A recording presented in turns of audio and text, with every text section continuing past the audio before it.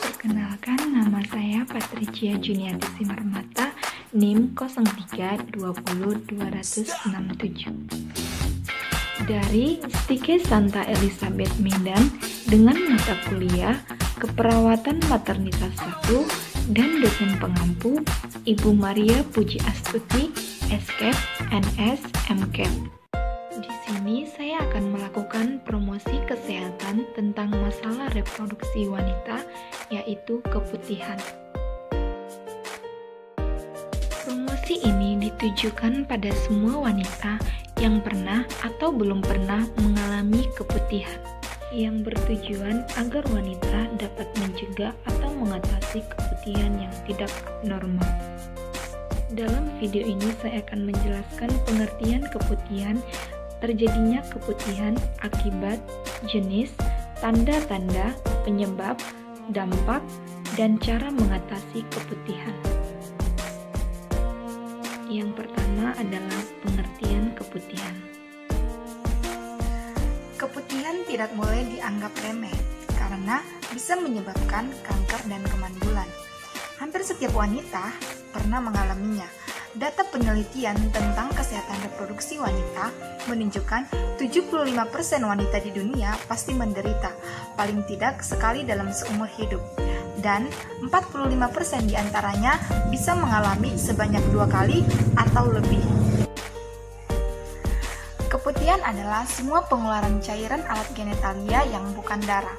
Keputihan bukan penyakit tersendiri, tetapi merupakan manifestasi gejala dari hampir semua penyakit kandungan. Keputihan suatu penyakit yang disebabkan oleh infeksi atau peradangan yang terdapat pada alat kelamin dan umumnya diderita oleh wanita. Disebabkan oleh organisme seperti bakteri, virus, dan juga disebabkan karena pengaruh bahan kimia seperti cairan, krim yang digunakan pada daerah organ intim. Selanjutnya, terjadinya keputihan. Pada daerah kewanitaan terdapat bakteri yang baik yang disebut dengan Bacillus Doderlin. Dalam keadaan normal, jumlah hasil ini cukup dominan dan membuat lingkungan vagina bersifat asam, sehingga vagina mempunyai daya proteksi yang cukup kuat. Di samping itu, vagina juga mengeluarkan sejumlah cairan yang berguna untuk melindungi diri terhadap infeksi. Akibat dari keputihan.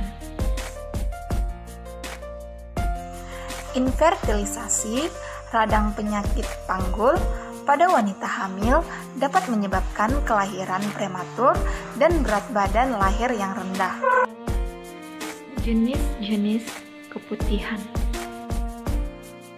Yang pertama adalah keputihan fisiologis. Terjadi pada masa subur, terjadi sebelum dan sesudah menstruasi. Kondisi tersebut terdapat lendir yang berlebih, itu merupakan hal yang normal. Yang kedua adalah keputihan patologis. Keputihan ini merupakan keputihan tidak normal. Jenis keputihan ini termasuk jenis keputihan penyakit. Keputihan patologis dapat menyebabkan berbagai efek dan sangat mengganggu bagi kesehatan wanita. Tanda dan gejala dari keputihan. Tanda keputihan karena faktor fisiologis antara lain, yang pertama yaitu cairan yang keluar encer, yang kedua berwarna bening, krem, tidak berwarna, yang ketiga tidak berbau, dan yang keempat tidak gatal, yang kelima jumlahnya sedikit atau cukup banyak. Tanda keputihan karena faktor-faktor patologis antara lain, yang pertama, cairan yang keluar bersifat keruh dan kental. Yang kedua, berwarna putih susu kekuningan, keabu-abuan, atau kehijauan. Yang ketiga, terasa gatal. Yang keempat, berbau tidak sedap, busuk, atau amis. Yang kelima, menyisakan bercak pada pakaian dalam. Dan yang keenam adalah jumlahnya lebih banyak. Penyebab dari keputihan. Yang pertama adalah jamur Candidas atau Monilia, yang kedua parasit Trichomonas vaginalis, yang ketiga bakteri Granula, yang keempat faktor higiene yang jelek, Yang kelima, pemakaian obat-obatan atau antibiotik dalam waktu lama. Yang keenam, stres. Yang ketujuh, alergi. Yang kedelapan, penyakit organ kandungan. Dan yang kesembilan, keluarnya mucus serviks atau tidak haid. Dampak dari keputihan. Rasa kecemasan yang berlebihan, enggan untuk bersenggama dengan suaminya, berusaha membatasi kegiatan sosial dalam pergaulan. Cara mengatasi keputihan. Menjaga kebersihan diantaranya yang pertama, mencuci bagian vulva atau bagian luar vagina setiap hari, dan menjaga agar tetap kering untuk mencegah tumbuhnya bakteri dan jamur. Yang kedua, saat menstruasi, biasakan mengganti pembalut apabila sudah terasa basah dan lembab. Yang ketiga, menggunakan sabun non-parfum saat mandi untuk mencegah timbulnya iritasi pada vagina.